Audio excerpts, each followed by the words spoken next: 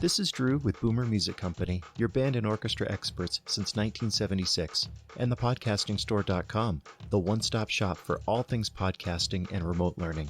This is your weekend update. Well, greetings and welcome to your weekend update. This week saw us having Groundhog Day, and much like the movie that I think we've all seen, we got a ton of snow, so we ended up with a day off. So I hope you enjoyed the extra time off with the family with the snow day, and it was a chance to kind of recharge and get together and be ready for the coming weeks. So this week out on my view from the road, I was even talking about the impending storm, and at the time they hadn't announced that school was canceled yet. But a lot of great discussions with teachers. One about what I call charming the snake, which is using your obstacles to help you fight other obstacles. But the other conversation that was really awesome was about teaching people to appreciate music, kids specifically. So instead of recruiting performers, I look at that as recruiting an audience. And what we do, can be known without special education or background or things like that. But if you really teach people to appreciate music, then they're going to want to consume more of it and be a part of it, because music is so much more than just making music. It's also listening to it and participating in that way. So here's a clip from my View from the Road video where I talk about that a little bit.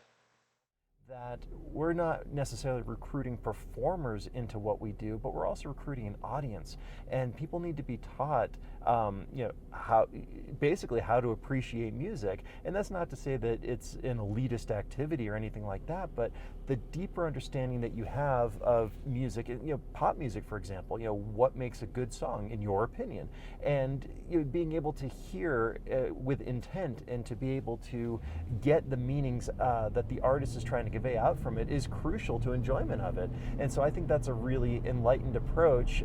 This teacher was telling me that kids will come in. And then we were able to record a whole bunch of stuff at CMAA, and those videos are going to be coming out as I can.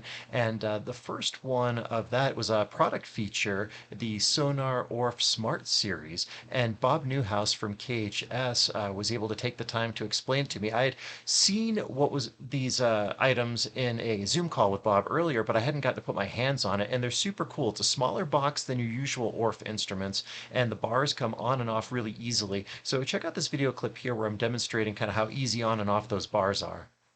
Orff instruments with the big resonator boxes, as we were saying, they sure. They could take up a whole wall if you let them. Not only are these compact, they've got the legs on them here so that you can set them on the floor if you need to, and they're still going to resonate. The bars are attached in such a way that they're not going to come off easily, but they do come off. Yeah, this is super cool. I'm going to do a close-up on this. So you see you've got the screws on there, and then they go right into this gasket here. And then when you lift it up, it's not going to fall off. And then also at CMEA, I had the opportunity to sit down with Danielle Gillespie from Music at Mainstreet and Parker. And they're one of our affiliates. They help us to rent instruments and get them in the hands of kids in their area. But she is she and her husband of Music at Mainstreet, which is a lesson studio there in Parker. We had a great conversation about her background, how she started off quitting piano and was studying international business and came back to music anyway, and all about the music making opportunities in the community and how they have a responsibility to help foster that as part of inspiring people to be a part of making music. But I chose here on the Beyond the Stage interview that I did with her a funny clip where she compares musicians to normal people. So check that out. On a very weird, as musicians, a very weird schedule compared to normal people, normal, quote unquote. I love how seamlessly you said musicians versus normal people. Right. Oh, that's a Freudian slip if there was one.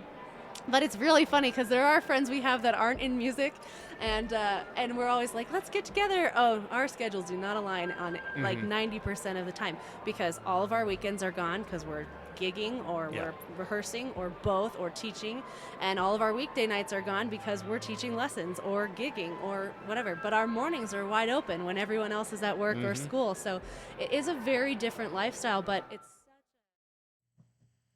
And then this week's essay over at the Podcasting Store Medium page, I titled Overcoming Stage Fright is Like Crashing the Lunar Lander. And what that refers to is an incident where Neil Armstrong was training for the Apollo 11 moon landing, and the trainer that he was using, it hovers a couple hundred feet above the ground, and then you try and bring it down. Well, it started tipping and it got over 90 degrees, and his pilot instincts kicked in, and he ejected from it, crashing the lunar lander, and he was fine. Well, he's filling out an incident report later on, and one of the other astronauts, Alan Bean, came in and said, "Hey, Neil, how's it going?" He says, "Oh, you're doing just fine." Made no mention of it. And when Alan found out later that he crashed the lander, he's like, "Are you serious?" Yeah, that didn't rate a mention. Well, this was similar to a much less deadly situation that I had playing the first trumpet part for Scheherazade.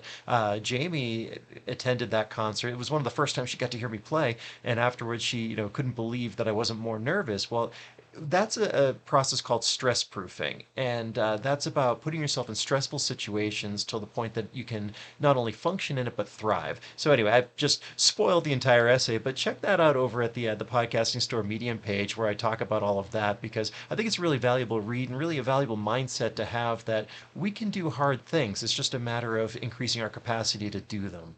That's your weekend update. As always, thank you so much for watching. Like, share, and subscribe, of course, and we'll see you at the store.